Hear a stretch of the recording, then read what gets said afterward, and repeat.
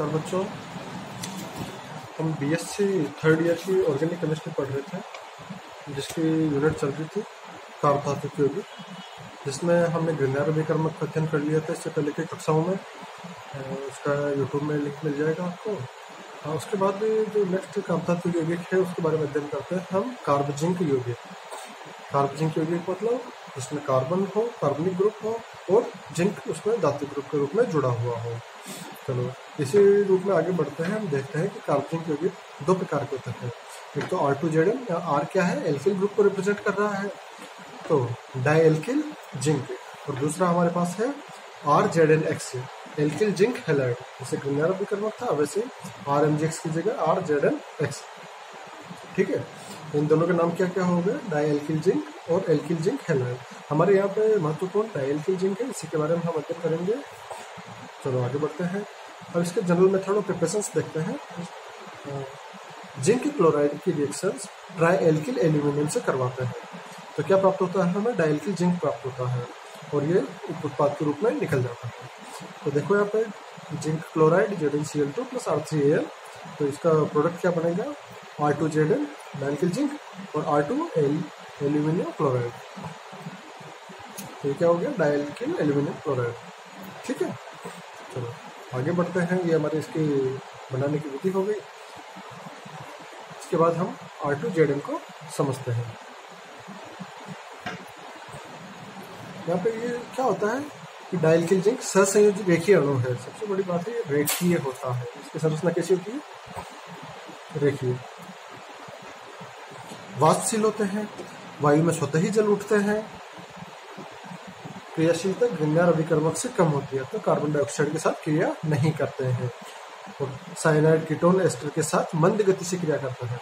देखो क्रियाशीलता इसकी क्या है, डाई एल्किल जिंक की ग्रीनर अभिकर्मक से कम है, अतः ये कार्बन डाइऑक्साइड से क्रिया नहीं करते हैं। ग्रीनर अभिकर्मक के बारे में हमने देखा ही है, उसे 3 व्हीलर में रखना पड़ता है तो इतना क्रियाशील होता है। और इसके आगे केमिकल रिएक्शंस देखते हैं, रासायनिक अभिक्रिया किस किस तरह की रासायनिक अभिक्रिया दर्शाता है। कार्ब जिंक यौगिक की बहुत ही छोटा सा टॉपिक है हमारे कोर्स में, और उसकी बहुत ज़्यादा डिटेल में नहीं जाना है, दिया भी नहीं है आपके सिलेबस में। तो जो बेसिक रिएक्शंस हैं एक बार उन्हें देख लेते हैं। देखो इसकी केमिकल रिएक्शन क्या है, CH3 CCl, क्या बोलेंगे इसे, टर्सरी ब्यूटिल क्लोराइड। इसकी क्रिया किससे करवाते हैं, डाइमेथिल जिंक से। ये क्या है, डाई एल्किल जिंक R2ZN, उसी का फॉर्म है। R की जगह हमने क्या रख दिया, यहाँ पर मेथिल ग्रुप रख दिया। तो टर्सरी ब्यूटिल क्लोराइड की क्रिया डाइमेथिल जिंक से करवाते हैं तो हमें क्या प्राप्त होता है, नियोपेंटेन। देखो जो यहाँ पे 3 तो इसके पहले से ही कार्बन के जुड़े हुए मेथिल ग्रुप, ये कैसे होगा, ऐसा ही कुछ होगा, यही हुआ ना। अब इसमें ये वाला ग्रुप हट जाएगा, यहाँ से जिंक क्लोराइड के साथ क्रिया करेगा तो यहाँ पे क्या जुड़ जाएगा, ये एक CH3 सब्स्टिट्यूट कर देगा यहाँ पर, तो ये क्या प्राप्त हो जाएगा हमें यहाँ पर, नियोपेंटेन। नियोपेंटेन की संरचना देखें तो ऐसी होगी, ये नियोपेंटेन प्राप्त होगा, बस CH3ZN क्लोराइड मतलब मेथिल जिंक क्लोराइड, ये हमें प्राप्त हुआ। तो हमें नियोपेंटेन बनाने का तरीका मिल गया हमें कि डाई एल्किल जिंक से हम नियोपेंटेन बना सकते हैं। एसिटिल क्लोराइड से, जब एसिटिल क्लोराइड की क्रिया डाई एल्किल जिंक या डाइमेथिल जिंक से करवाते हैं तो हमें क्या प्राप्त होगा, कीटोन उत्पाद के रूप में प्राप्त होता है। हमारा उत्पाद क्या हो जाएगा, कीटोन, और मेथिल जिंक क्लोराइड हमारा साइड प्रोडक्ट निकल जाएगा।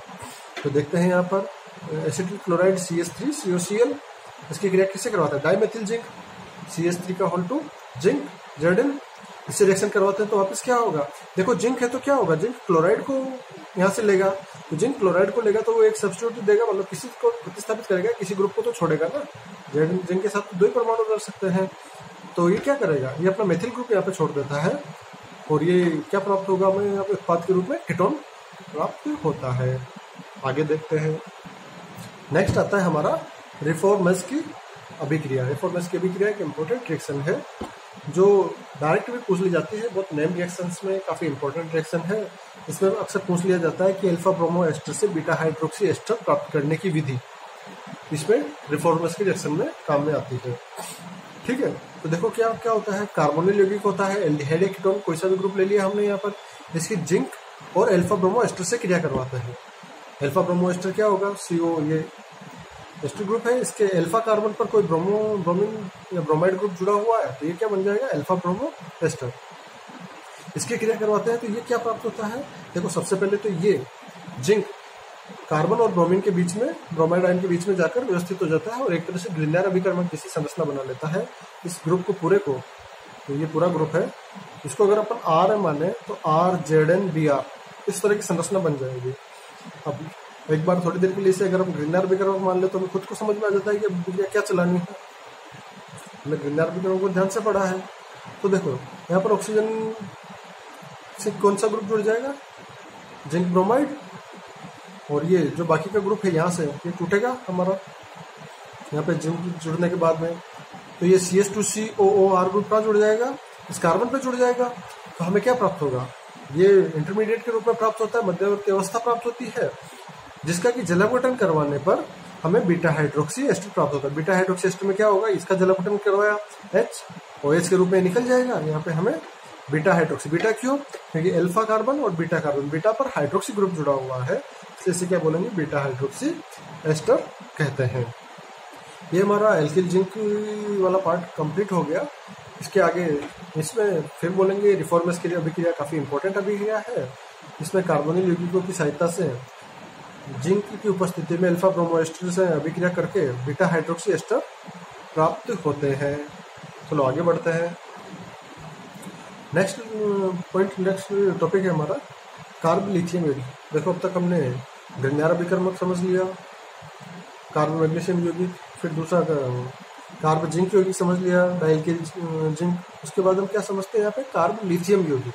इसमें क्या होगा, कोई भी कार्बनिक यौगिक लिथियम से जुड़ा होगा, वही कार्ब लिथियम यौगिक हुआ। चलो देखते हैं कैसे बना सकते हैं इसे। एल्किल क्लोराइड की अभिक्रिया लिथियम से करवाते हैं ईथर या बेंजीन विलाय की उपस्थिति में, तो हमें क्या प्राप्त होता है, एल्किल लिथियम, और लिथियम क्लोराइड साइड प्रोडक्ट में निकल जाता है।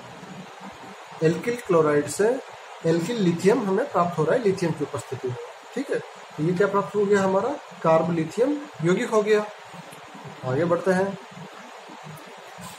देखिए समझते हैं एल्किल लिथियम का। एल्किल लिथियम मतलब ये RLi, तो किसी अन्य असंतृप्त हाइड्रोकार्बन अथवा हैलाइड के साथ क्रिया करवाने पर हाइड्रोजन अथवा हेलोजन परमाणु का लिथियम द्वारा प्रतिस्थापन हो जाता है और नया लिथियम यौगिक प्राप्त होता है। मतलब एल्किल लिथियम यौगिक है, उससे हमें नया एल्किल लिथियम यौगिक प्राप्त करना है, तो इस अभिक्रिया से प्राप्त करते हैं। जैसे C6H5Li एल्किल लिथियम यौगिक है, इसकी अभिक्रिया किससे करवाते हैं, C6H5 C triple bond CH, इससे करवाते हैं। तो क्या होगा, देखो यहाँ पर ये हाइड्रोजन है, ये कहाँ चला जाएगा, शिफ्ट होकर C6H5 से जुड़ जाएगा, और ये लिथियम ग्रुप कहाँ जुड़ जाएगा, इस ट्रिपल बॉन्ड C से।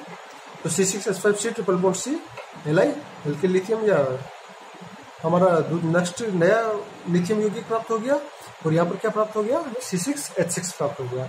इसी तरह से देखते हैं ब्यूटिल लिथियम में, ब्यूटिल लिथियम की क्रिया किससे करवाते हैं, CH2 डबल बॉन्ड CSBr से। तो क्या होगा, यहाँ पर ये ब्रोमाइड ग्रुप है, ये कहाँ चला जाएगा, C4H9 से जुड़ जाएगा और लिथियम ग्रुप यहाँ जुड़ जाएगा।